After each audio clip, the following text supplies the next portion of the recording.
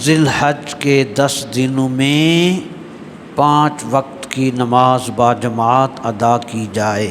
رات دکھ ہوا، آندھی آ گئی، باقی ہمارے سارے کام ہو رہے تھے، لیکن عشاء کی نماز باجماعت میں امام صاحب کے علاوہ ہم 4 لوگ تھے۔ اگر آگے بھی یہ بارشیں رہیں تو پھر ذی الحج کے 10 دن بھی ایسے گزاریں گے ہم۔ گارنٹی ہے، ضمانت ہے رسول اللہ کی طرف سے۔ حضور نبی پاک نے ارشاد فرمایا، جو شخص اللہ کے گھر کو آباد کرنے کی کوشش کرے گا اللہ تعالیٰ اسے آباد کر دے گا۔ اور آباد کیسے؟ سجدوں سے آباد کرے نا اللہ کے گھر کو۔ انشاءاللہ مسجد میں سجدہ جب کریں گے میرا اللہ تمہارے ہمارے گھر آباد کر دے۔